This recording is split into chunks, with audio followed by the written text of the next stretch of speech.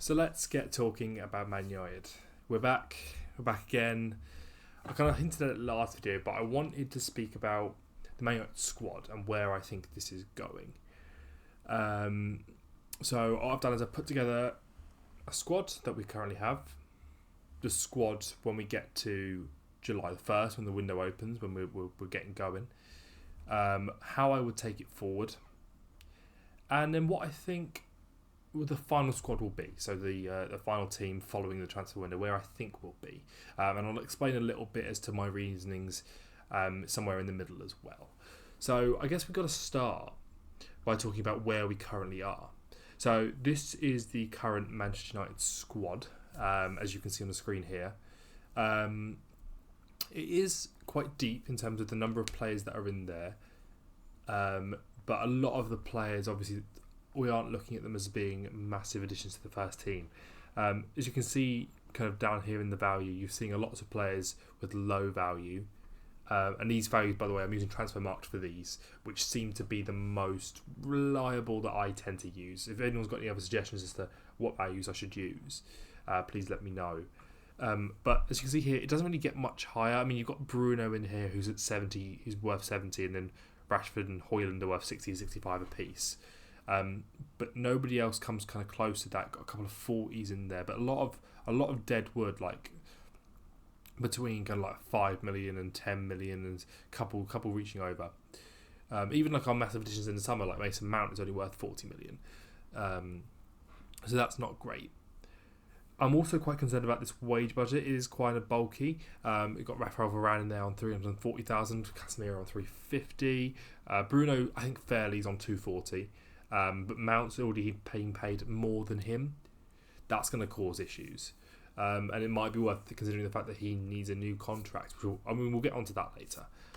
But that is certainly something that would concern me, is Bruno's contract there. Eriksen, being a squad player on £150,000 a week, not great. Who else in here has issues? Maguire on 190,000 probably isn't realistic anymore, especially when Sandro's on 120. So there's certainly not some order in it. It's certainly something we need to consider in the summer. The other issue I can see kind of just straight off the bat is there's issues with contracts.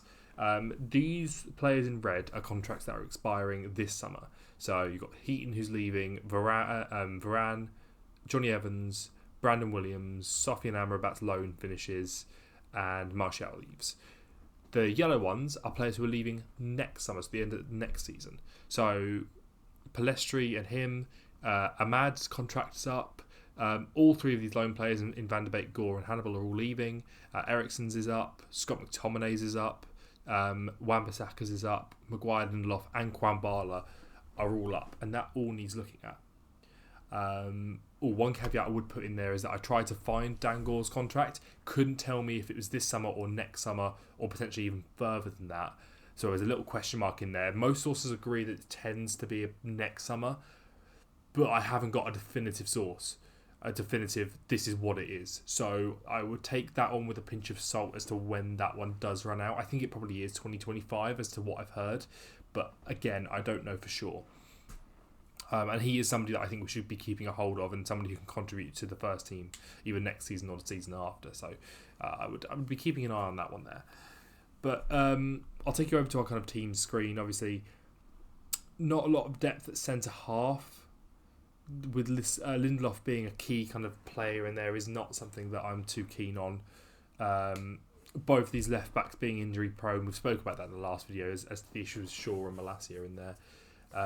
Dallow's been great and Wan-Bissaka's been great. Brandon Williams hasn't played in over a year and he's been out on loan. He's just not really doing anything. So I think we should probably let him leave when his contract's up at the end of the season. But we'll get on to that. This is probably the main issue. 4 players to play these two positions here is not enough, especially when Eriksen is old, Kobe is inexperienced, his first season.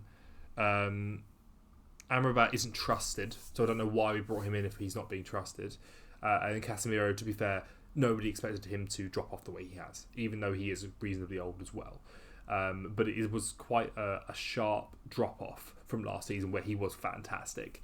So I'm hesitant to say that transfer was a mistake because he was so good last year. But it certainly starts to look that way now that we're looking at him and saying, yeah, this is not great. So certainly something to consider. In attacking areas, of course, we lost the likes of Jadon Sancho to Dortmund on loan because he fell out with the manager. Van der Beek wasn't being used and got upset, so we let him go. And in all fairness, Bruno plays pretty much every single game, so it's very difficult to get minutes behind him.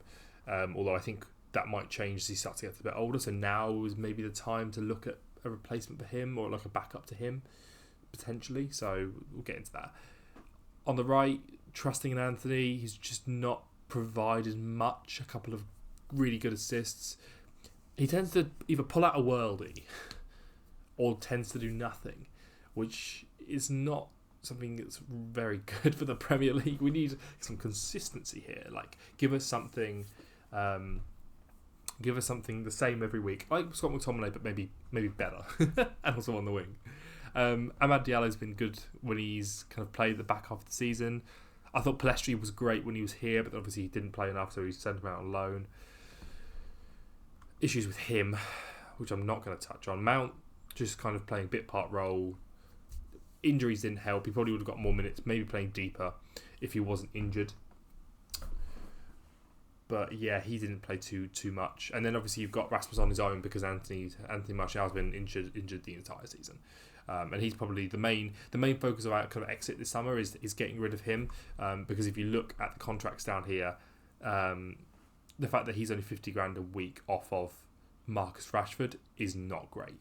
And look at the value compared to the other forwards. Nobody is worth less than him. Pellestri's worth the same, but he's on 200 and something grand less a week, which is massive.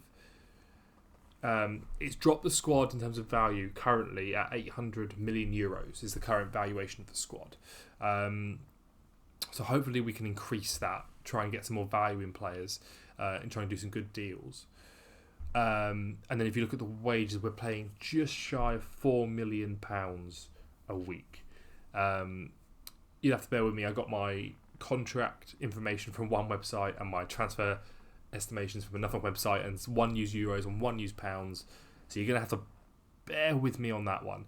When we do actually the sales and the signings, I have used pounds throughout. But if you just look at it's just these valuations that use euros for the time being. But yeah, £4 million a week is not great. 200 million a season on wages. That's certainly something we need to look to drop. It's the most in the league, I think, from what I remember looking it up. I think City's was the closest to us, but I think we were always top, which is not great, especially considering the squad does not have a lot of value in it compared to the other teams. We're paying lower quality players a lot of money, which is the key issue that a lot of people see, because a lot of these players are on big contracts. Martial obviously is not a top Premier League player anymore, definitely isn't. You look at the likes of Eriksen, who's probably not either. Lindelof being a massive one, 120k a week. I don't know why that got done. But again, he's on a short-term contract anyway, so potentially that ends, and we start to look a little bit better. And hopefully, by the time this window is closed, we can try and drop some of these numbers. Drop it to the point where you're not looking to revamp a squad every single season because 10 players are leaving. So let's have a look at the players that I think we should sell. I did speak about this last week, so I won't make it too long of a section. But I have added a couple of names in there that I did forget about and I think are worth considering. So, start off in goal. I did not realise that Tom Heaton, his contract is up. He's currently on about 45 grand a week, which is a lot, considering the kind of player he is. So it's the end of his contract. I don't say we renew it. I think we could do a better deal there, and I'll bring it on when we do the signings as to who I think should be our third choice keeper next season. I'm happy with Bayindir and Onana as a corpus, and then you add one more. The thing about having Heaton in there is that he is homegrown to us. So when I looked for a new goalkeeper to be third choice, I knew it didn't really matter, but I looked at players who were trained with us, who were in our academy at one point or another. So that kind of contributes towards that number. So we'll look for that. Moving on, I already mentioned that Johnny Evans should leave. He's on 65 grand a week, so that's quite a lot to kind of get off the wage bill. Again, end of his contract, he should retire, move into the staff role, and then go from there, I think. I don't see him staying on at all, especially when Willie's looked really good this season. And obviously we're going to try and recruit a lot in that defence anyway. So I think letting him go gives room for somebody else to come in who might be a little bit stronger and a little bit younger to help contribute to our kind of defensive capabilities. We spoke about Lindelof already being quite poor. He's not the greatest of passers. He's not reliable in any way. So I think £10 million to get for him is okay. I think if you can get £10 million for Garner, who never played for us, didn't even play for us once, and it was just out of the academy, I think you could get a higher Championship club or a lower Premier League club to pay £10 million for him, and then we can get both that £10 million in for him, but also pull £120,000 a week off the wage bill, which is ridiculous for a player of how little he has quality. It's ridiculous. I said last week that I thought we should keep Varane, and I was kind of regretting the fact that we were letting him go. I've not changed my mind. I do agree that I would probably keep him give me complete control, but we're not keeping him, so there's no point me trying to do a world where he isn't being kept, because that's just not going to happen. It's not realistic. And I do think that this set of transfers in and out is possible. There is a lot in there, a lot to do, but I trust the fact that we've now got staff in here who actually know how to do transfers, and so I feel like it's a lot more possible if we act fast to do these deals. So yeah, let him go. 340 grand off a week off the wage bill is insane amount of money to bring back in, and contracts like this I think are probably the reason why we are top of the wage bill in the Premier League. I think this is why we pay more than Man City, because of this contract and one other that we'll come on to in a second. And if we can get these two players off our wage bill, despite how good they are, I think we can get quality players of maybe just as good right now for less money, and we'll come on to that when we talk about our signings. Malacia, again, injury issues, and we need to strengthen in that position, so our money back, which I think we paid about 15 for him. And then I think it's about 75 grand a week to get off the wage bill, which is probably about, I'm not too upset about that one, if I'm honest. That one's not upsetting me a bit too much, but again, if you're not playing, you shouldn't be paid anything. So if you're not going to play, then you need to get gone and get that money back, and we can reinvest it someplace else. I didn't realise that we'd given Brandon Williams that massive of a contract. Obviously he had some good moments, so he probably ended up earning it, if I'm honest, but that comes to an end this summer. He's been on loan at Ipswich. I expect him to sign there permanently. It's on a free because it's the end of his contract, so I don't expect us to renew it or look to extend it or anything like that. So keep him in there, just end the contract. Move on. 2-footed player, can play on both sides. I think he would really do well for Kieran McKenna at Ipswich as a backup fullback on both sides, or another Premier League club or top Championship club. Again, that same kind of quality as Lindelof. Yeah, can be useful for certain attributes, but I just don't think we need to worry about that at all, really. I know there's issues at fullback, but I think we can. We'll come on to that with the signings, but I think we can cover that issues by getting rid of the likes of Malacia and replacing him with somebody who is not injury prone. I think we're kind of covered, and also I think by the time we get to next season, Javier Mas will be old enough and mature enough to be that extra player in case of injury, because he's been on the bench a couple of times this season, which is what Manu did last season. He's been touted a lot as a very talented fullback. I trust that next season, if we have a massive injury spell again, which is a massive if, I'm kind of confident that he can play both sides, or cover left and have someone else cover on the right. Again, we'll come on to that in a second.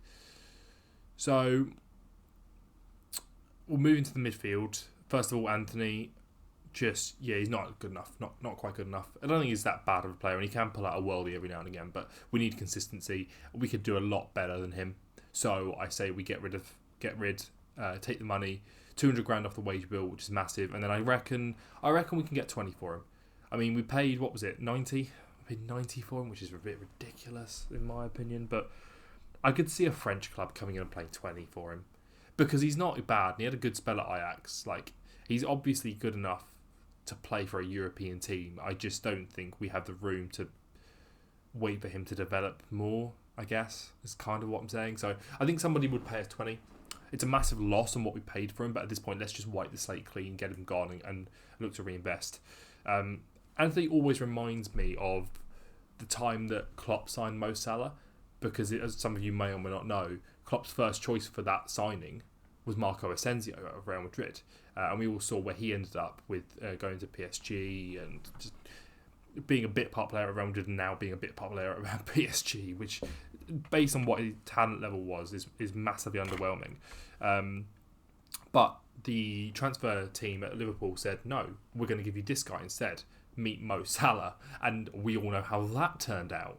So I trust that Anthony, had we done that again, Ten Hag would have gone, give me Anthony. And we would have gone, no, here's, I don't know, who's a good example? Here's Kvaratskhelia, that we've just signed from Georgia. He was going to go to Napoli. We've got him in for you. And he crushes it. Like, that kind of thing, right? Like, out of nowhere signing that would have really, really done much better than Anthony and not had that kind of, not reputation, but expectation on him. I think Anthony came in with this massive price tag and this kind of figure out of being, you're Ten Hag's man, you're the one to teach us how to do this. And I think it got to him a little bit. So, yeah, get him gone, clean slate with him. And then we move on again to a massive contract. £200,000 a week is massive to get off the wage bill, so get him gone. Eriksen's aging out of the team, so I'd say get him out as well. He wasn't bad last season. He was one of our better creators, but I think we can do better in the window. And I also think give it a season. I think he's worth nothing. And he's going to still be on £150,000 a week, and we're going to have to wait for his contract to run out before we can do anything about that. I think this summer is the last, even if it's possible this summer, is the last potential chance you've got to move him on. So I reckon you do that, get him gone, and look to reinvest. And it's the same with Casemiro. But on a much bigger contract, because this guy's being paid more than anybody else in the team, and this is the major issue we have with our wages at the moment, is that he's on 350 grand a week. Even if he was playing as well as he did last summer, I'd still be thinking about moving him on at this point, because that is a massive amount of money for a DM who is over 30 and declining massively. I'm saying we take 15 for him. I think if you offered me nothing and just taken his wages, I would still probably accept it, but I reckon somebody would pay 15. So I think we could put that in there as the amount we would receive for him. I think that's reasonable, considering how much we paid for him. Like, you've got clubs like Saudi Arabia who'd pay 15 and wouldn't even blink. Like, the Saudi thing is a massive thing. Like, you could see a club in Saudi paying 20 for Anthony. You could see them paying 15 for Casemiro. That's a reasonable thing for them to go out and do. So I think that's a reasonable amount to ask for him, and we can take it forward and look to bring in somebody younger, and then hopefully that way, because this is the thing, right? You're getting rid of Varane, you're getting rid of Casemiro. That wage bill drops massively. The expectation of being the most paid squad in the league drops off.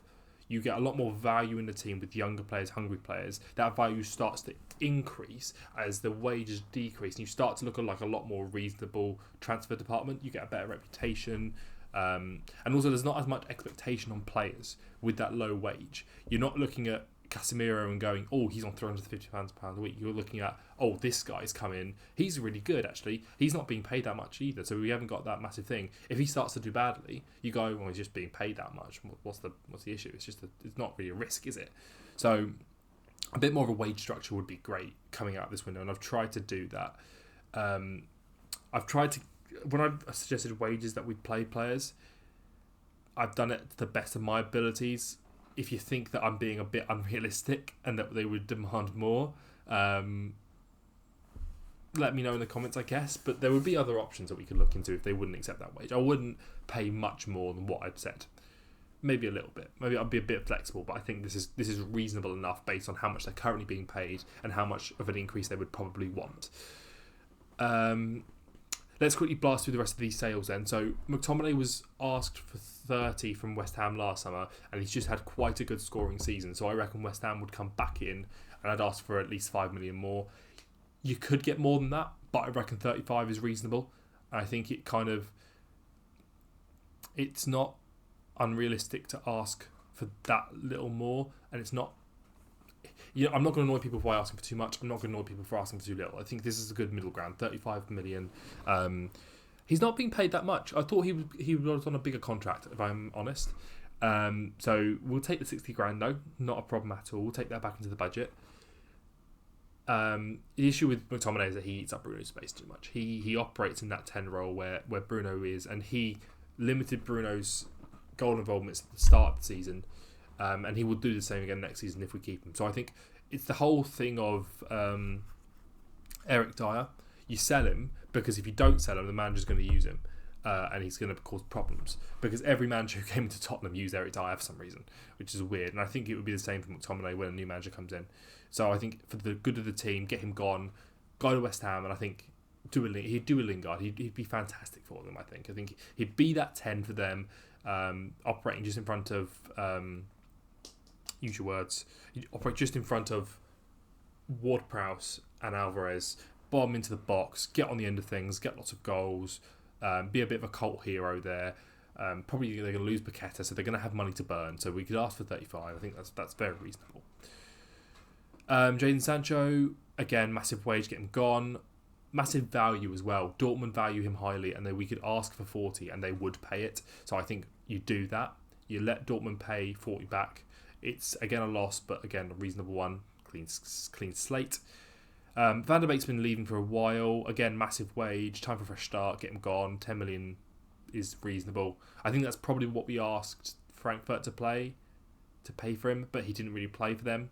So, a Dutch club, or a lower German club, or a Saudi team would pay 10 million and then he's gone. Like I think he's probably a better player than Lindelof, but right now his value's at the same level, his stock's at the same level. So I think 10 million is reasonable, and I'd say the same for Hannibal. Again, it's not that much in the grand scheme of things, 10 million when you compare it with the other fees that people are paying for players. But at this point, clean slate. I liked him quite a lot last season, and I thought he could contribute. He didn't really. And then we learned Sevilla, and he had issues. And I just think at this point, even though he's on low wages, even though he's not really causing any problems, I think just give him a fresh start, give us a fresh start. Hopefully he can develop. Maybe put in a buyback clause into whoever we sell him to. But I think right now we take the money and we use it productively. I think that's a better use of resources than anything else we could do with him. Spoke about Martial already. 250 grand a week is ridiculous for a player who plays as little as him. So get him gone. Just free transfer, get him gone. And then finally, that player there will, an Italian club or a Spanish club will pay 30 for him, because we've seen it rumoured that they would be willing to pay that much, and they're not so bothered about his extracurricular activities.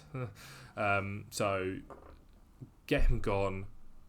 End this whole toxic will he, won't he stay issue that the Glazers kind of put us in by saying, oh, we don't know, we're going to keep him, no, we're going to sell him.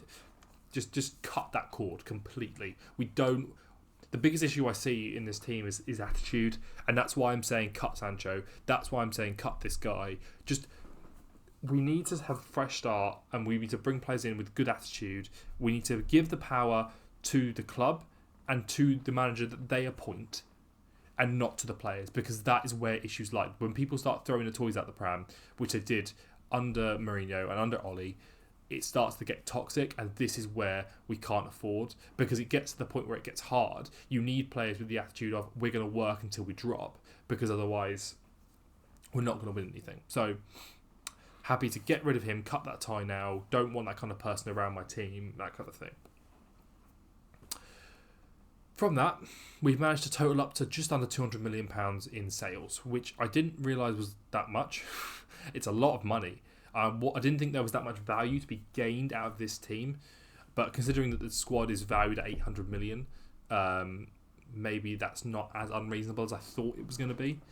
And there are a couple of loan players in there that obviously aren't in that squad list that I showed you before, which is why we didn't speak about them last week, because they weren't in my squad list, because of course they're not in the team right now, they're gone. So I've popped those in and adjusted that list. So now 200 million in transfer value and £2 million a week, £100 million a year. I think that's half of the wages, I'm pretty sure. If we have a look, yeah, it's about half. It's over half of the wage bill.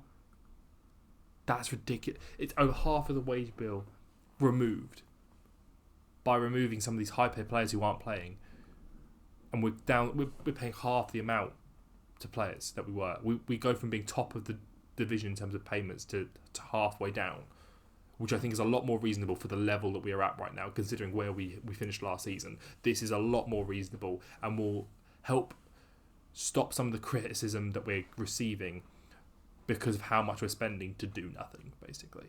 So I'm very, very happy with this sale. If we can pull this off, this would be fantastic, and exactly what we should be doing. This is exactly what we should have done last year, and this will help. Like, a lot of these players have been hanging around the team for too long. The biggest candidate being Blitz Lindelof. He's been around the team for too long now. We should have got rid of him after Ollie, when we realised that Maguire and Lindelof together was not a good pairing. We should have got rid of him then, and now we're finally doing it, which is great. So here is what the squad looks like afterwards. So, as you can see, we've cut that wage bill down to under £100 million a year, which is fantastic, although the squad is looking very bare. The squad's value has dropped by, what's that, 230 million, and we've got 200 million back. So you've definitely lost money on these players, considering how much they're valued at. But right now, not a lot of people are going to be willing to pay a lot of money for Man United players, and I think we should be willing to take a small loss on these players, so that we can reinvest. Because I think there's a lot of value to be had where we can pay good fees for players who are worth a little bit more. And I think if you look at the squad at the end, I think it's got a higher value than what we started with, by using this money plus a little bit more that obviously we have every year, which we'll get into. Main issues straight off the bat is the lack of defenders. Obviously, we're going to invest massively in that department. We need more. A lack of depth at DM. Obviously, we need somebody in there who is a strong physical presence in that midfield, because there are actually, you could play Bruno central midfield, you could play Mainu, you could play Mount, you could play Gore when he comes back from loan. All those players, I think, will do a job in central midfield as a playmaker, and also at 10 as a distributor. And also you could use the likes of Diallo in the 10. So I'm not as worried about that, but the depth needs to come in here. This position here is exactly where our massive issue is in midfield. And then left-sided wingers is an issue, because you got Garnacho who can play there, but I prefer him off the right. I prefer Ahmad off the right. I don't think Rashford's a left winger anymore. I know we keep umming and ahhing over this. Like, is he a left winger? Is he a striker? We go back and forth and back and forth. He just seems to have lost a leg this season, like lost a yard of pace, and that seems to be an issue. And I think, based on the tactics which we're about to talk about in Ten Hag's system, I think he would be more fruitful up front, where we can use him to sit on the shoulders of defenders, make the runs into the box, get on the end of things, lead from the front, press high, which is what only Bruno really does at the moment. I think Rashford, when he's fit, will be able to press a lot more and just sit high up the pitch and just be an issue, a handful for centre-backs, which is what he's always done. Look to play through the centre and then dart round one of the centre-backs into that left channel, which is where he thrives. And with this system, the left winger isn't sitting in that position, which I think you've seen, because you've seen Rashford kind of sit on this wide area and do nothing, because that's how Ten Hag wants to play, but he can't really do that. So, yeah, we'll move on. But again, it's a massive issue, obviously, left wing as to what we do. That's probably the biggest concern I have off the top of my head, just because we don't have anybody who can really play there. So, before we move on to the signings, I just want to have a quick word on tactics, because I did a bit of research into how Ten Hag plays and how he would really be looking to play. So I'm just going to go through it very, very briefly. So I've just brought up a tactics board because it's going to make life easier for me to kind of explain how he does it. So this tactic is based on his Ajax team from 2019, which is... It's not the Champions League final team, but it's the one that got deep into the Champions League. It's the one that won the double in the Dutch Cup and the Dutch League. And this is the way he prefers to play whenever he can, and what he built. And his last great team at Ajax. This is what he built. So we'll start in goal. Ten Hag likes slow build-up play from the back, lots of intricate passing using centre half, goalkeepers, and then the DM. DM tends to be involved in the build-up play. What you see with Ten Hag, what you tend to see, is a back three formed. So you have this centre-back will move over, this full-back will move forward. And what you tend to see is a central midfielder pushing up into this position alongside the 10, and then the other fullback pushing into midfield to form a kind of two. And you kind of seen this season with Dalot sitting here, but you've seen Wan-Bissaka, instead of doing this, kind of do this, and then Kobbie's kind of dropped. He's a little bit deeper, but what you do tend to see is this kind of back three. So what you could do is this.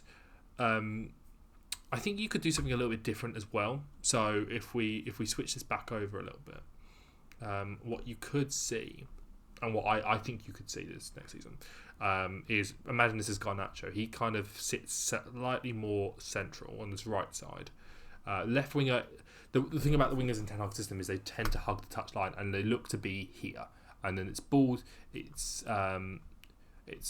into the box for a physical target man to get on the end of, shoot, goal, right? That's kind of what the winger is there to do.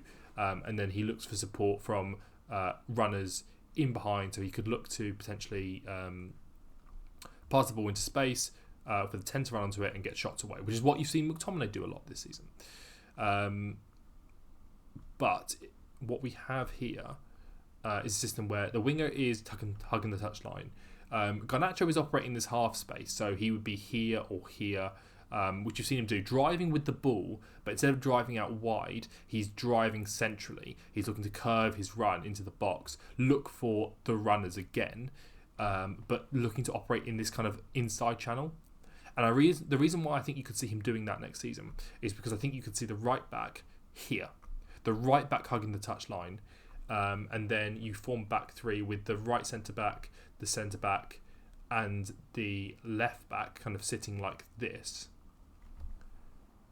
Or what you could see happen is the left back here, the right centre back here, the DM here, Kobbie or the central midfielder here, and then the left back here. So you've seen Dalot do it this season, where he's kind of driving centrally through the inside of the box, really getting right into the central line here. So then you'd need a left-footed centre-half, Lisandro, and a right-footed centre-half would have been Varane, but hopefully we can get someone a bit more physical and a little bit more pacey to play here. And then a ball-winning midfielder operating here. So forming a back three, out of possession, pressing in possession, with Dalot making that run back out wide, and then Lisandro using his pace as a recovery runner, but basically engaging the defence here out of possession, and then allowing the centre backs to kind of push up alongside in possession. So a back three there. Obviously Dalot as a creative force in the centre with Kobbie. And then you see the 10 push onto this line. And you start to see kind of a similar thing to what you see City lining up with here. I've kind of put their formation in as a kind of guide. So you tend to see a very similar shape as to what they do, with a few changes in personnel. Obviously, the left back becomes part of the back three instead of the left centre back pushing wide and allowing this left back to kind of come centrally. But I think based on the personnel and based on what Dallow's done this season, I think he could do a job there. So the idea is this would be Martinez, this would be the DM, this would be the right centre back, this would be Cobby, this would be Dallow, this would be our right back, this would be our striker, whoever that may be, our right winger, our 10, and then our winger, our left winger. So left winger is a wide presence, so he would be acting as if, like Luke Shaw, like bombing up and down the left flank, lots of crosses, lots of touches in the wide areas of the pitch, looking to use his pace on the counter attack when we're transitioning, looking to really spread the pitch wide and utilise the space that we have. Not looking to play centrally, which is why I think you could see Rashford here, again, making those runs into the box either as a physical presence or as to run like that with the 10, then instead of that doing this, so looking to kind of cross each other, so doing that, looking to confuse the defender. Or another thing I could see him doing is using, say, Erasmus here and then maybe putting Rashford here in this kind of 10 role. So he'd start here in the 10, looking just behind the striker, but again, physical presence, win the ball high up the pitch, Rashford's making that run in behind, a chip ball over the top, and then use his pace to try and beat the defender. I could see that happening as well, but looking to operate in this central space, which I don't think the left winger will do next season. So just a brief overview of how he plays, but with a few modifications based on how Dallow's played this season and based on a little tweak that I've made. So the right back is a thing that I've done for good reason, and we'll get on to why I think it's a good reason in just a second. But yeah, just a brief overview there of what his tactics, what he's actually trying to do, because I don't think we've seen it at all yet. And I think we will as time progresses and as we start to see Ten Hag style coming through. So, can this squad do this? This squad can't. But I think this squad, this final squad, can. How are we going to make that happen? With a bunch of good signings. So we'll go through them all. And we're going to start by just looking at our budget. So obviously we know already that we've got about £200 million to spend in sales. So we can add that onto our transfer budget. What we also have, I reckon, is about £100 million worth of a starting budget. I've seen a lot of articles on Twitter and on the Manchester Post and stuff like that stating that we have about £100 million to spend. Obviously other teams will have more than that, but that's not bad.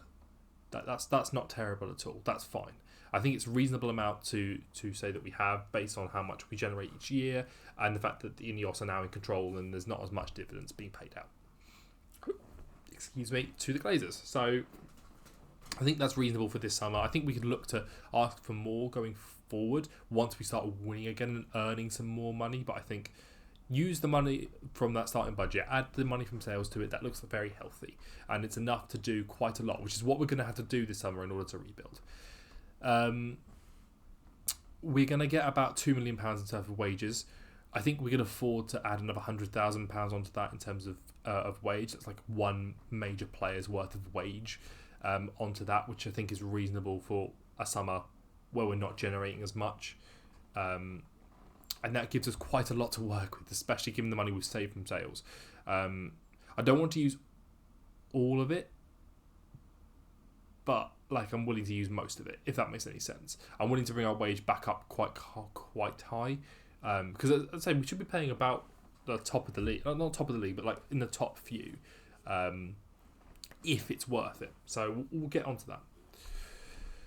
Let's start with a bit of a boring one. Signing number 1 is goalkeeper. We need a new first choice, a third choice, and this person's homegrown. Take your pick. Take your pick of whoever you want. I think the option to go for is Galini out of Atalanta on loan at Napoli currently. Some of you may remember he was at Tottenham for a bit on loan. Seems good enough. He was actually in our academy for a long time before we sold him to, I believe it was Fiorentina we sold him to. So he qualifies as homegrown. He is a European goalkeeper. Played for Tottenham for a season. I think he's solid enough. Again, third choice probably isn't gonna play.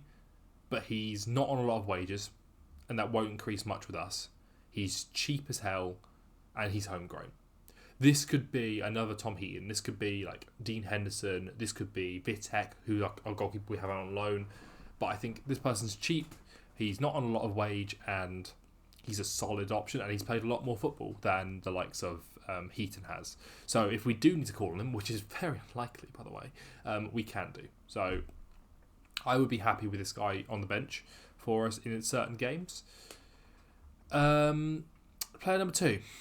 I think this says it all, doesn't it? Really, this is why I tweaked the tactics slightly.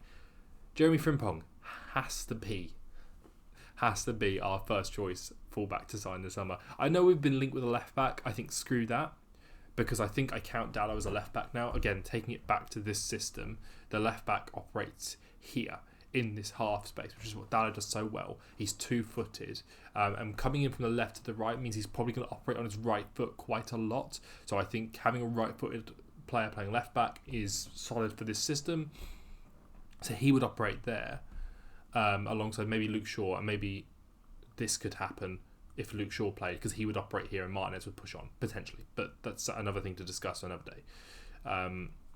That then leaves the room for the right back to be quite attacking and hit and hug the touchline and get lots of crosses in, which is what Frimpong does so well. He operates here because he then gets shots away, like that. He operates to look for the back post, or he whips crosses in for a physical target man to tap in, which happens a fair whack, let's be honest.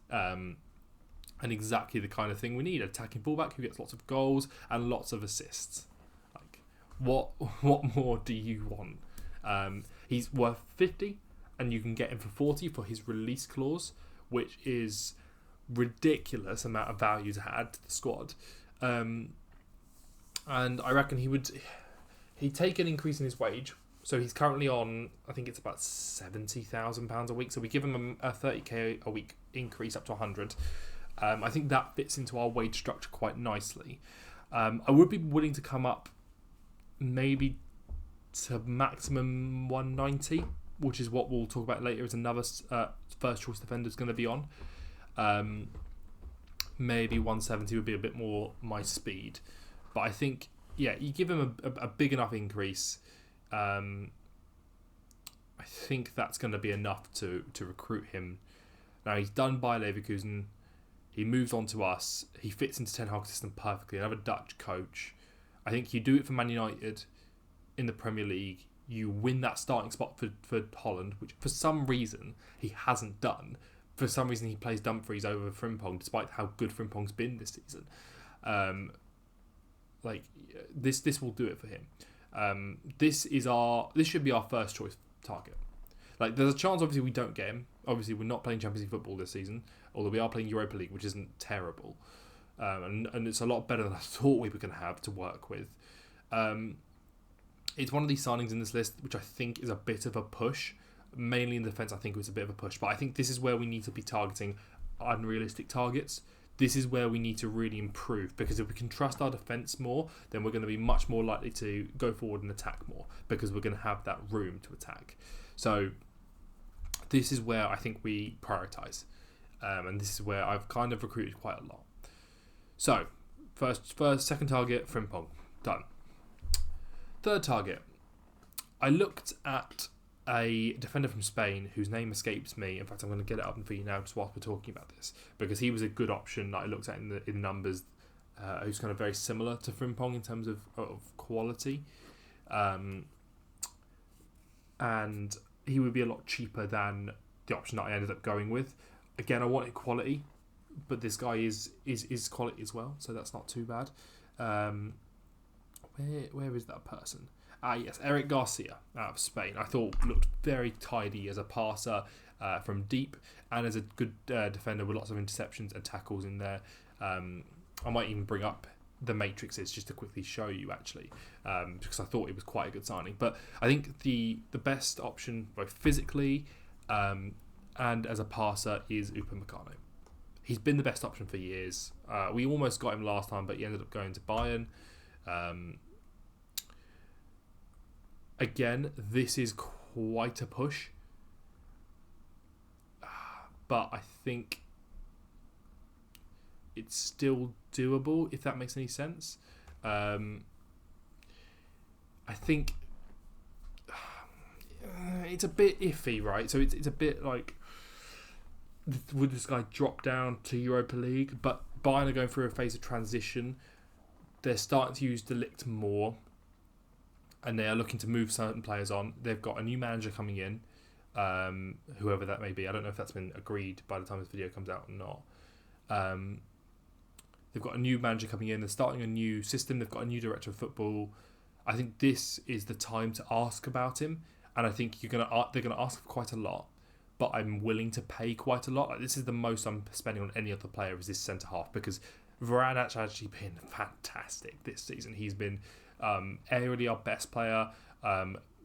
Interceptions, he's been the best. Tackles, he's been the best. He's been our kind of build-up player from deep, which is what Martinez would usually do, but he's had to be our player from deep.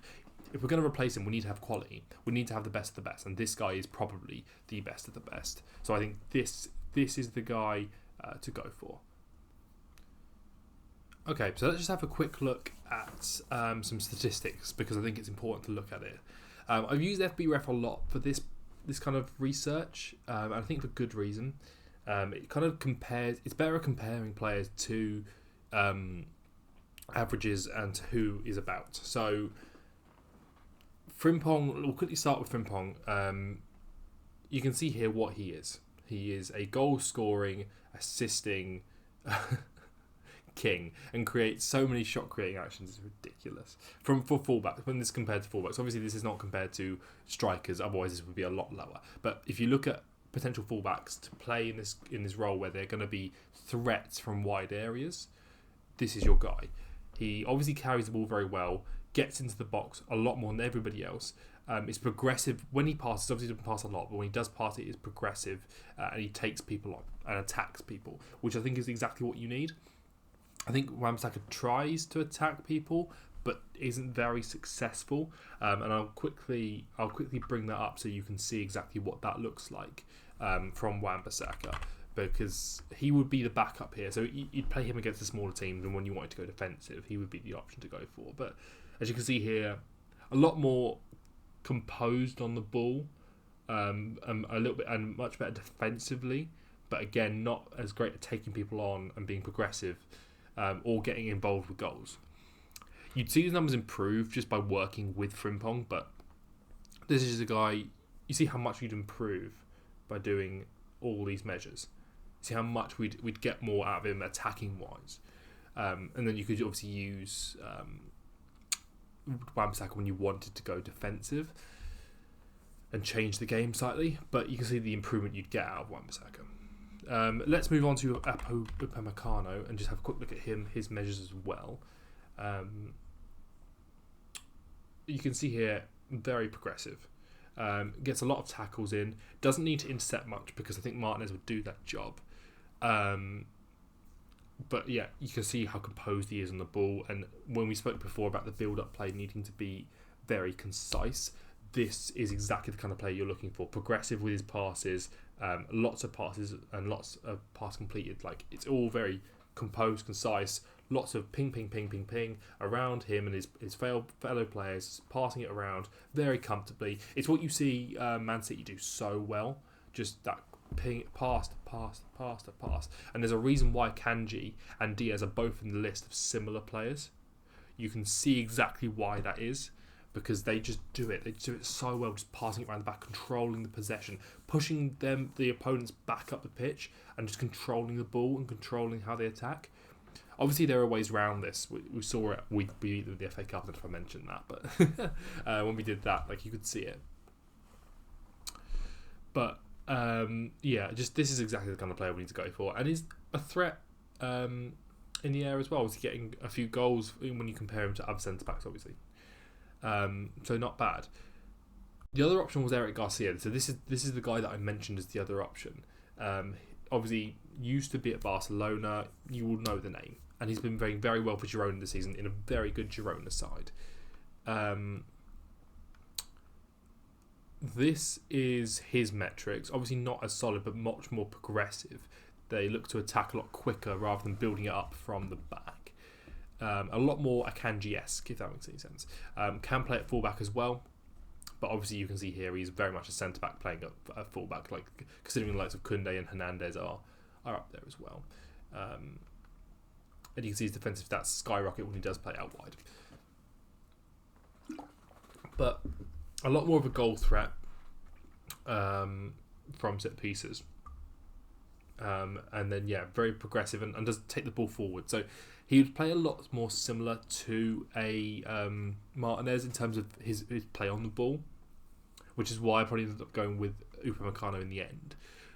But I think it is important to consider he is still attempting a lot of passes and it's still quite high in terms of pass completion. So if you do want to go for a cheaper option, I think this is your guy. I think he would be reasonably cheap as well. On £115,000 a week currently, I'm much more willing to pay that.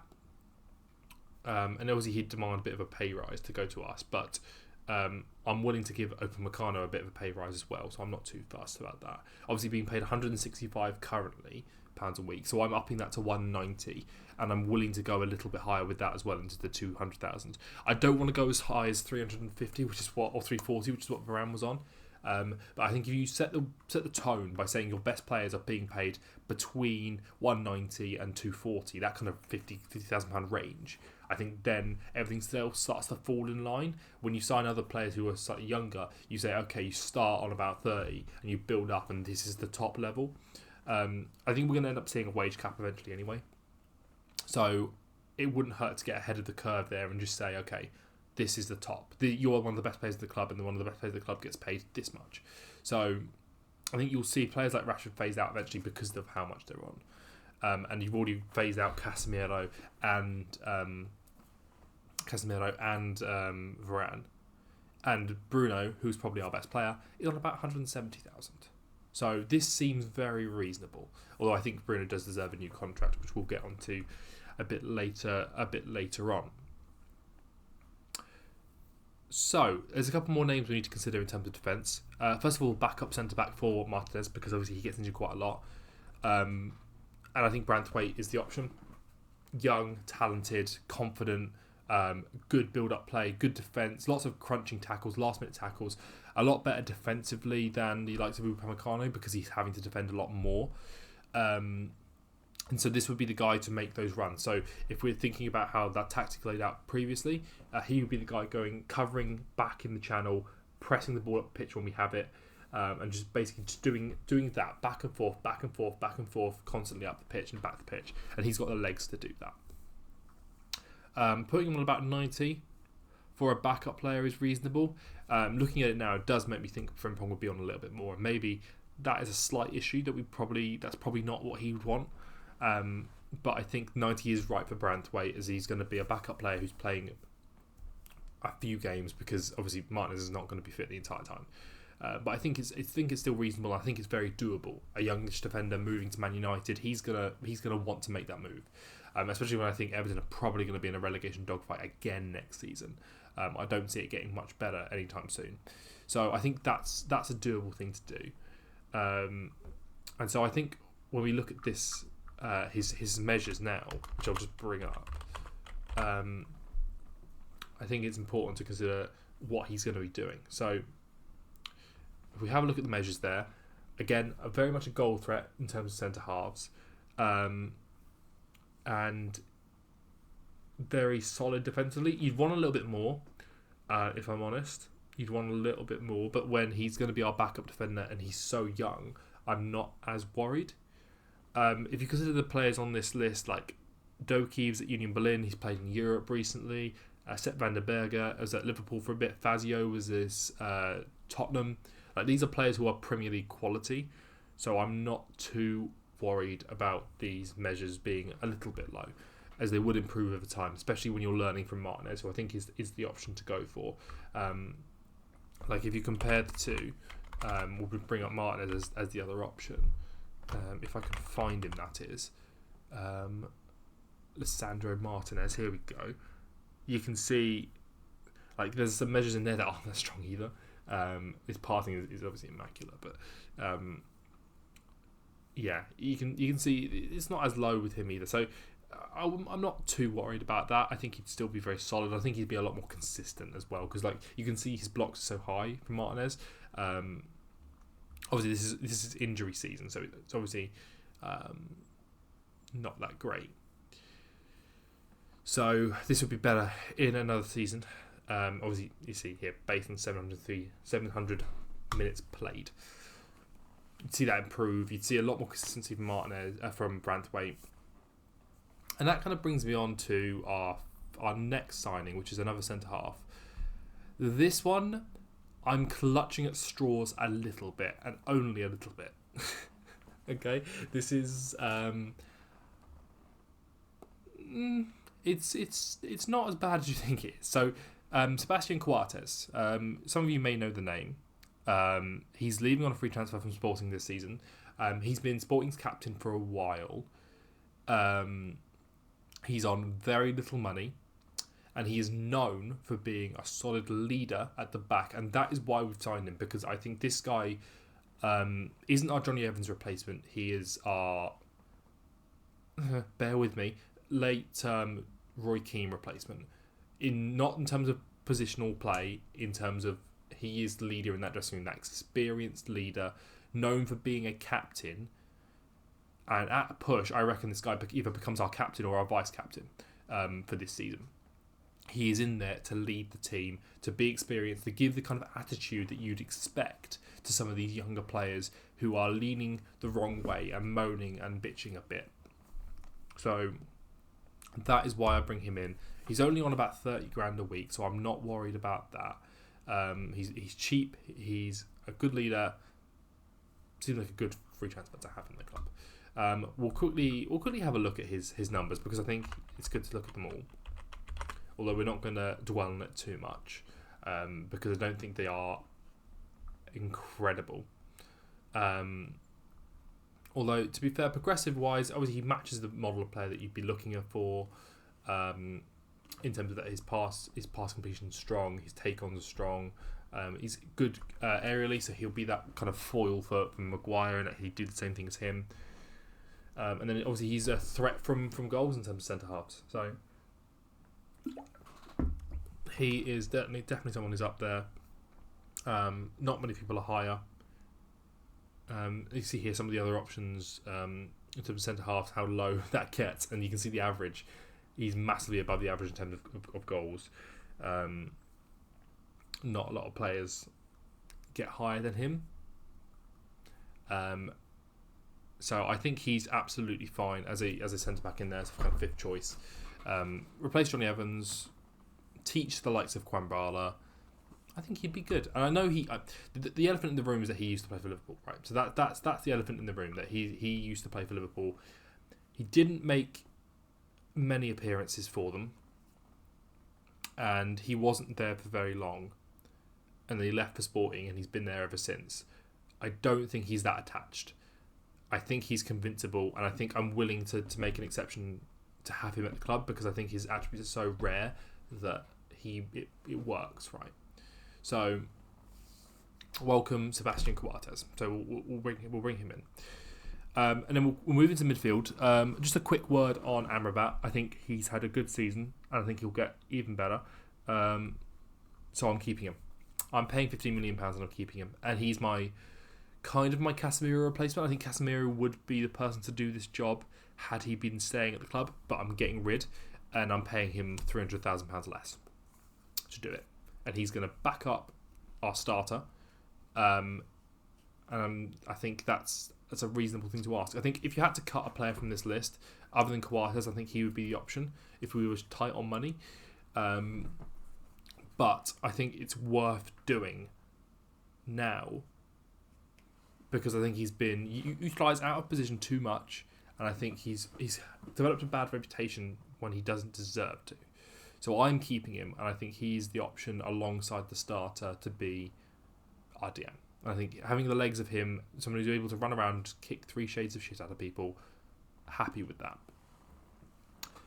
the starter is João Neves, and I don't think it's a surprise that it's João Neves. He's the most talented DM on the planet. We've been linked with him a lot. Control that midfield, lots of good passing, and can just work well with Bruno.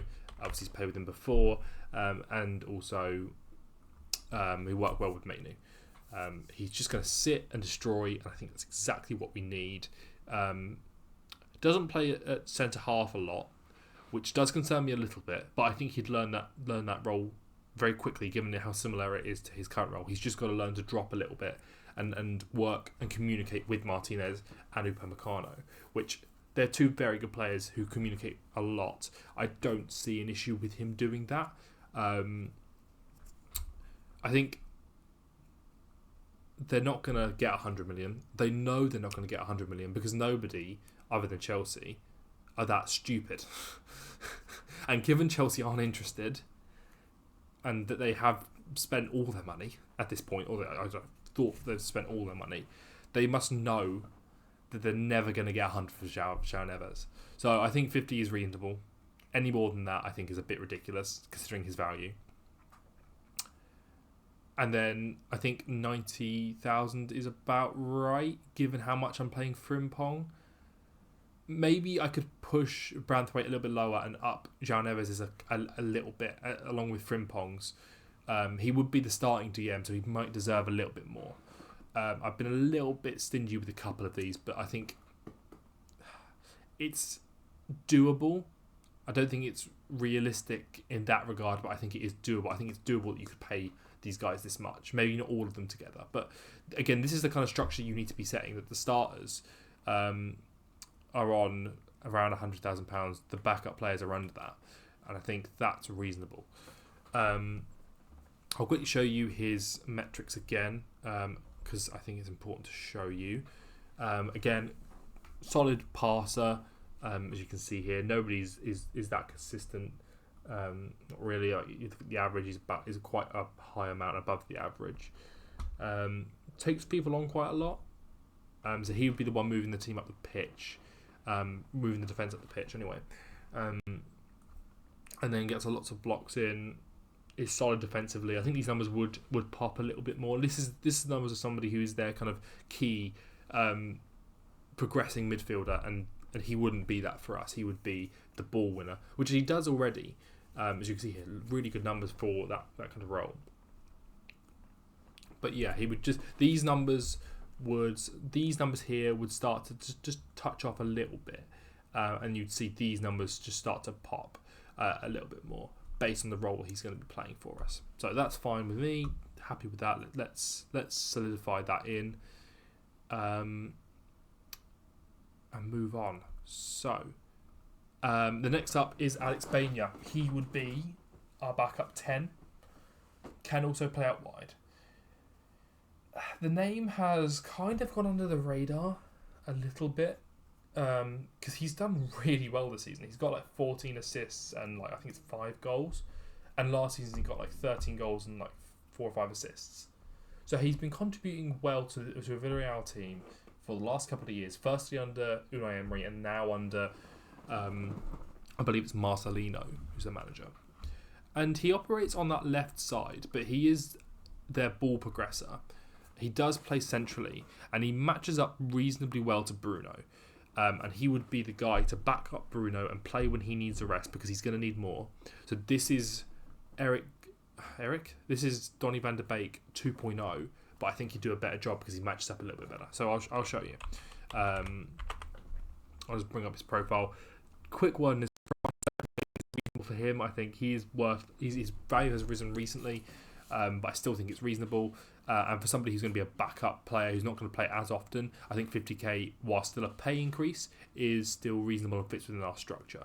Because he's not going to be earning as much as Neves. He's not going to be playing as much as the likes of Amrabat. So I think he's fine to have on that value. And this is why I think he's worth the buy. This, based on midfielders, he matches up best with Martin Ødegaard. This is the player who matches up best with him. And then you've got the likes of Harvey Elliott on this list, the likes of Julian Brandt, Luis Alberto, who's always been consistent out in Italy. carries the ball really well, gets into the box, is progressive with his passing, and just is great at creating shots. Like 5 times a game, he's creating a shot. He's doing shot creating action, which is way above the average. And like the number of assists he's got this season is kind of ridiculous. Let's see if I can get it to come up for you to show you, but it's not letting me. Never mind. But yeah, he's attacking wise very, very good.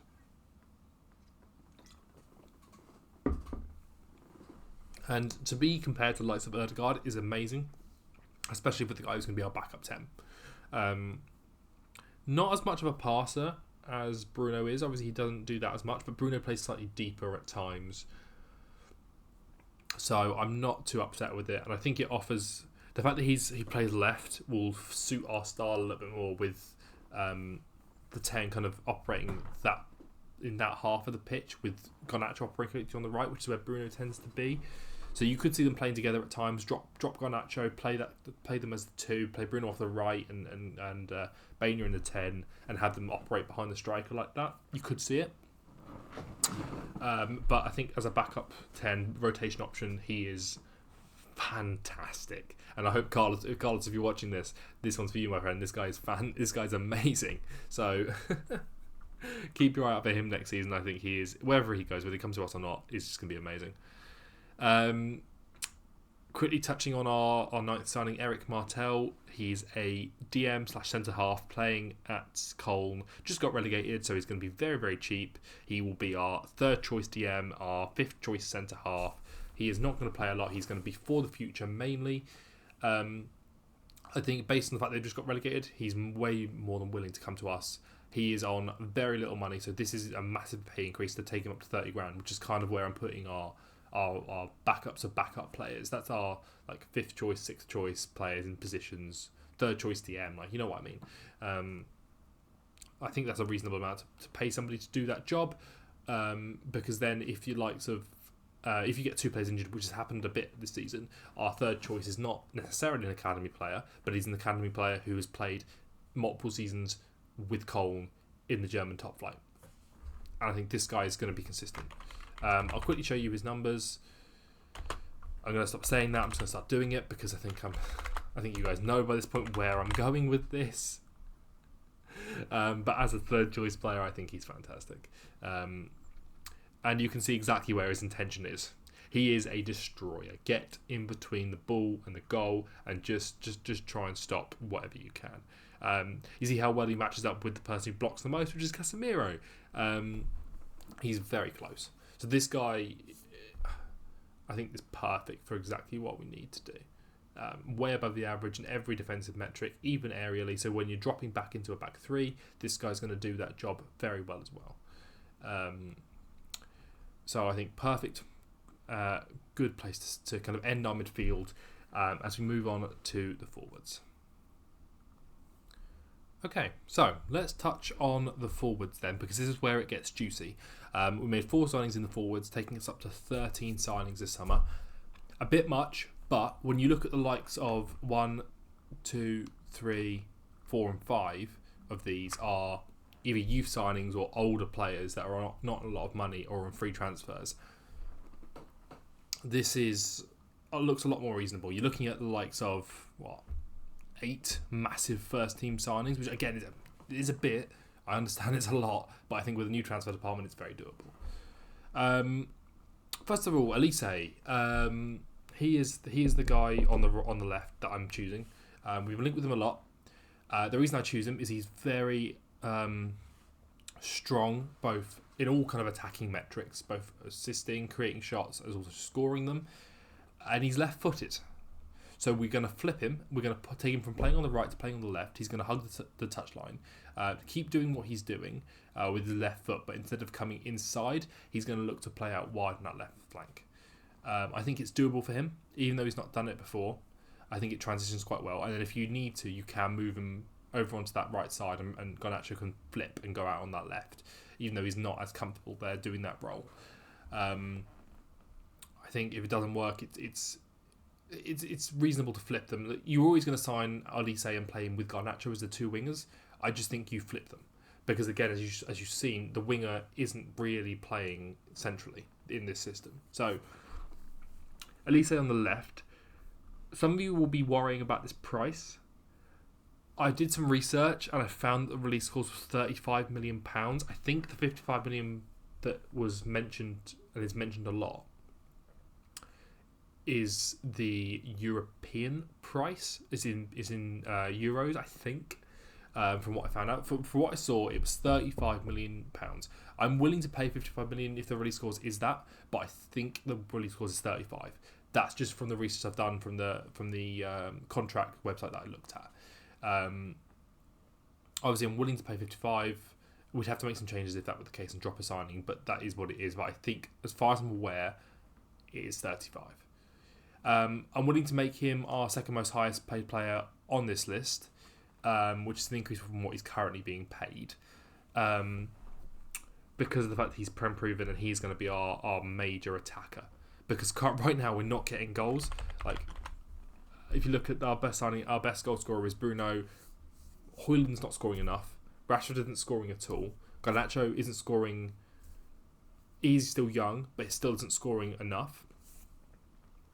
So we need somebody in there who's going to add goals to our team. I think that's this guy. I don't think anybody else is an option really, especially considering that release clause. I mean, just we'll look at his profile here. Currently on £100,000 a week, so you're giving him a 20 grand a week increase in his wage, as well as moving to a club in European football. Yeah, I think this is exactly what I need to see. Attacking midfielders and wingers. Only Trossard is really better in terms of non-penalty goals. He is way above the average. He's being compared to the likes of Cole Palmer, Jude Bellingham, Musiala, Wirtz and Saka. Need I say more? I think you've all seen Elise play this season, and you know how good he is, so I don't need to say any more on him. That's it, done. Needed another left winger, obviously. Cherki is fantastic, mainly because he can play both sides. He's two-footed, completely two-footed. He can play with either foot very, very well. He's been needing his big break for a while, and he's getting desperate, I feel, from what I've seen. Lyon have kind of been in the bin a bit, and he's dragged them back out again. They finished strong in the league, but you could see that he's wanted to leave a few times now, and he's been linked with big clubs before. So I think now is the time to try and test that and see if you can bring him in. I think 80 grand a week is reasonable, given he's going to be on the bench a lot. So it's not more than João Neves, it's not more than Branthwaite, it's not more than Frimpong. He's going to be that backup winger on both sides. And yeah, very good creator as well. Again, with his numbers, it's pretty reasonable. I think he's obviously not as good as Michael Elise, but again, you're not going to be the starter, so it's not as bad. Not as known for his goal scoring, although he will contribute. He's more of a creator than he is a goal scorer. This is the biggest number for me. He's Jeremy Doku. He's Jeremy Doku, isn't he? He's the fast winger who's just going to attack the space, and this is why I think he's fine on that left hand side, because he's just pacey and like the biggest player I can compare him to is Ousmane Dembele. And what is Ousmane Dembele other than just a pace merchant? Leroy Sané the same, Doku the same, Kvaratskhelia less so, more of a creator, but like you see here, he's progressive with his passing, and he does carry a little bit and get into the box, and obviously lots of shot creating actions, which is kind of what you're looking for, way above the average with that as well. So I think very good backup option. Again, it's very similar to Bainia in that they're going to be sat on the bench quite a bit, but come on and look to impact games late with their pace, with their creativity to progress the team up the pitch, which is exactly what we're looking for.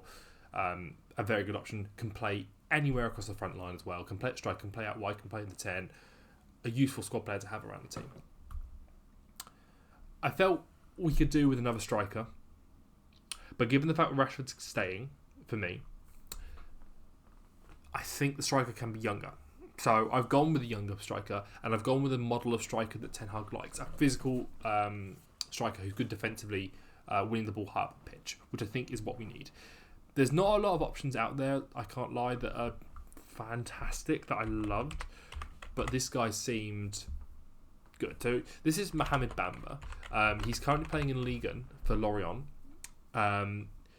He's not valued at very much, but he did get 6 goals in 15 appearances last year in the Bundesliga, and this year he's got 8 goals and 3 assists in 16 games for Lorient. So he's contributing quite a lot in terms of goals, getting lots of shots away, and he's just great physically. You have to bear with me because I haven't got the numbers for his aerial duels, but they are fantastic. You have to trust me on that one. But he does list his tackles, which is very high for a striker. He is likened to the likes of Robert Lewandowski in that regard, in his physicality, and the likes of Alexander Sorloth, who is another physical striker out in Spain. He's cheap. He will be on 30 grand a week, and he is a goal threat in case of injury. He's our backup, right? He's our number 2. Højlund starts, Rashford if you want to do something different, and then this guy is our third choice backup because we can't rely on Martial again. So this is our Martial replacement basically, and he's being paid so much less. We're paying so little for him that I think it's just worth. It's a little risk, but it's worth it, I think. So these are his numbers. Good goal scoring numbers. Okay, not terrible. Great tackling numbers. Nothing pops off here, but it doesn't need to because he's third choice. He's being paid 30 grand a week. He's not going to play a lot, but when he does play, he's going to be physical and he matches the style that Ten Hag wants, which I think is the most important thing. And that's all I have to say on him. It's just a good little signing. Moving on to our last signing, and that is Brahim Gruda. He's playing for Mainz in the Bundesliga. They stayed up this season, but I still think they'd part with him for £10 million because there's not a lot of value in that squad. We're paying over the market rate for him because he's not worth 10 million. Again, on 30 grand a week, another Bamba type player. Got good numbers in the Bundesliga this season for a kind of mid-table team. He's good for cover. That's the main thing I have to say about him, is he covers well on the left and on the right. So considering the fact that we're probably going to have Pellistri out on loan again, or we're going to sell him, Ahmad can cover centrally or off the right, and Cherki can play anywhere. This guy can play left and play right. He's a winger through and through, lots of attacking options, and I think he's just useful to have around the squad just to give us a little bit of depth. I added him late along with Eric Martel because I felt like we could do with a little bit more depth, and just injury crisis has happened this season. It could happen again, and if it does, I want to be prepared. So this is the kind of guy we want to bring in.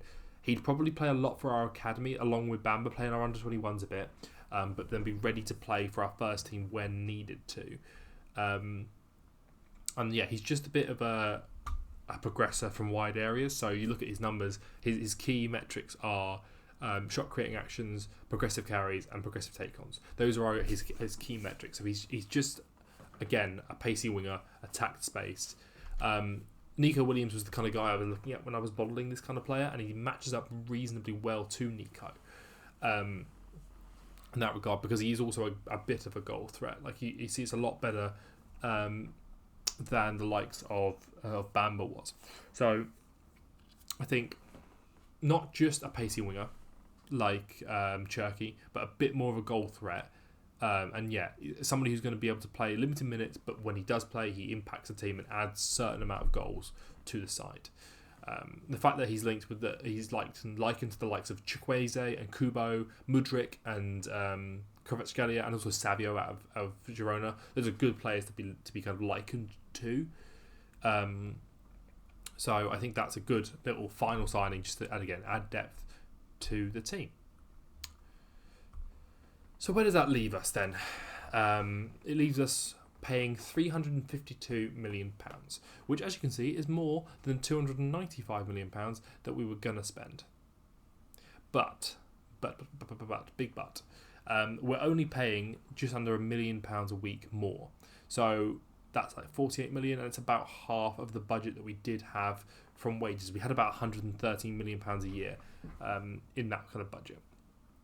So I think it's reasonable to expect that if you've got about £50 million left over in that budget, that we can use that money to pay for a transfer, to kind of move it across.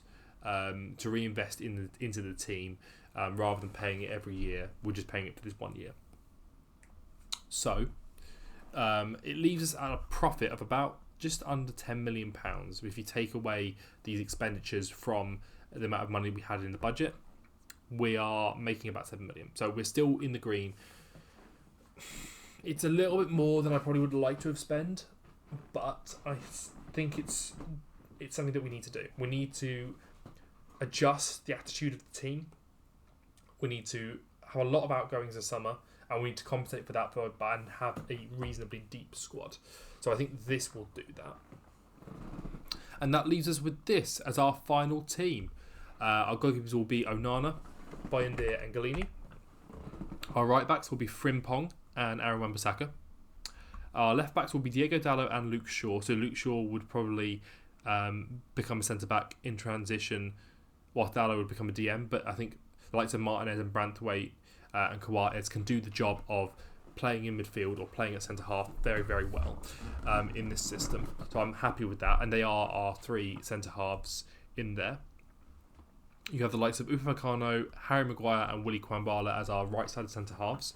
So Maguire, I think, you could sell him, you could take advantage of his numbers, but I think he's been so good this season that I'm happy with him as our backup centre half.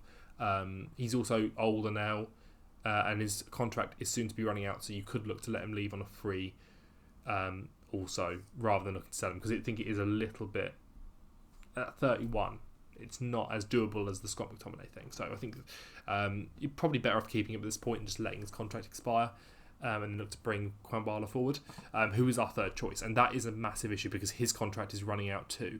So that is something that needs to be renegotiated. He's on the least amount in the team, almost the least amount in the team. He's on £7,500. That will need renewing, and I think it will be renewed very, very soon. Our central midfielders are João Neves, Sofiane Amrabat and Eric Martel. So, as I said before, much better in terms of depth in DM. A lot more ball winners in there, a lot more people who can transition from centre half to centre back, and also progress the ball and be consistent with their passing, and look to build the team up from deep, which I think is exactly what we needed to do. Cobby is going to be backed up by Mason Mount, which I think is fine. The fact that Bruno can play deep there, and I think that Baina could also play deep there, is good. I also think that Neves could do a job next to an Amrabat if you wanted to be a bit more solid, or if you needed to rest Mainu. You have Dan Gore in there as well, but I think he needs another loan, potentially to the Championship next season, so I wouldn't count on having him in the team. But he is in the squad, if that makes any sense. On the right, Garnacho is the starting right winger, with Amad Diallo backing him up. Players who operate differently in terms of their style of play, but operate in the same space. So I think it's fine to have those two as our options. And then Palestri obviously is out on loan again, I think that's the option. Our two tens are Bruno Fernandes and Alex Baina. Our left wingers are going to be Elise, Cherki, and then Brahan Gouda. I think that's so much better. To go from 0 to 3 is massive. Again, Gouda wouldn't play too much, and you could loan him, but I think it's useful to have another winger in the squad to have 5, just in case of an emergency, basically. And then finally, our strikers are Rasmus Højlund, Marcus Rashford, and Mohamed Bamba. You could sell Rashford if you get a decent offer in. I think if you do sell Rashford, I think you add another striker to this list, or improve on Bamba, get somebody a bit more experienced in. And then you also reinvest in a fullback who can play both sides, who's young and hungry. To back up both Frimpong and Dalot, who could play both those roles reasonably well. That's the other position that I think I've ignored it a little bit, but you could, especially given our injury crisis, you could look to bring somebody else into that team. But that leaves us in a much better position, a lot more value to be had. You've got the likes of Elise in there now, worth 55, Neves in there at 45. I think these would all rise. Two big £50 million value players in Frimpong and Upamecano. It takes the value of the squad to 894, which is just over £90 million more than it was before, whilst making a little bit of money, which I think is a fantastic thing to say you've done. Wages have gone from 205 million down to 142. Again, remember some of that money has been reinvested into transfers, so it's not as big of a profit as it looks. But I think it's a lot more reasonable. I see issue with Rashford's. I see issue with Mount's. but I think Bruno's is reasonable. In fact, I think I gave him. Oh no, I didn't give him a pay increase. It's just a lot more lower value. Players are being paid less. I've brought on a structure. Nobody out here is looking irritatingly high. Maguire maybe, Shaw maybe, but Shaw is fine in there as a leader. His contract's up in 2027 anyway, so I'm fine with that. Maguire is up this year in 2025, so that's fine. So I think that is okay. And you can see down the end here, we're just talking about contracts. That is much better because you've got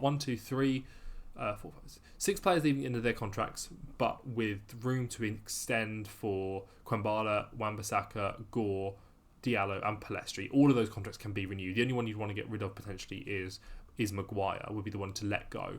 Potentially Wan-Bissaka as well, but I'm happy to keep him. And then the season after, only 2 players are leaving, which are Bruno Fernandes and Sebastian Coates. Coates would leave at this point, I think. I think it's only a 2-year deal I've given him, so I think that he would leave at that point. And then Bruno's 100% needs renewing for another 2 years at least. I think he's going to be 31 by the time this contract runs out.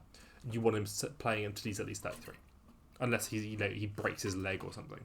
But I think that needs extending, but only 2 players from that point, and then it starts to look a lot more reasonable. And then some of these other contracts will be extended as well in the meantime. But I think, given how much we've spent, this is exactly what we need to be doing, and I think this is exactly what the likes of Wilcox, Dan Ashworth, and Berardi are going to be starting to do now. This is what they will be planning right now. It might not look the same as mine, but I think they're going to be looking at numbers. They're going to be looking for these positions. And I think the squad will start to look a lot more like this come the end of the season. So that's the end of my summary of where I think the squad could be. I think I'm going to do a prediction video before and after the transfers have gone through in the new season of the Premier League. I think if we make this signing, a little bit of a spoiler, I guess, if you don't want to know what my predictions are, I think this squad could at the very least get us Champions League football. And given how shit we've been this season, I think that is a lot. I think we win a European title. I think we win the Europa League. This screams of Mourinho's first year. We could win another cup. I hope we can retain our FA Cup title or get back the Carabao Cup title. We need to be dominant in the cups whilst we're still building a team to win the league. By no means do I think this team could win the league, but I think it could challenge for a bit. At the very least, do what Tottenham did at the start of the season, but hold on to that top 4. This seems incredibly solid, and it plays that this is the team you build to make us play like Ten Hag wants to play. And then if this does not work, then we're not going to play like Ten Hag anymore. It'll be the issue of Ten Hag rather than an issue with the team. So very happy with this. If you have any thoughts, let me know down the bottom in the comments. Obviously it's a bit of a stretch, but I think it's okay. I think we're fine here. Let me know what you think in the comments below. You think it's a bit unreasonable? If you think I'm forgetting something or anything like that. If you want to see more of me, obviously there's more videos going to be coming out on this channel. But please check out the Blue Podcast, where I am a host. And yeah, I'll catch you next time. We'll talk more about Manchester United.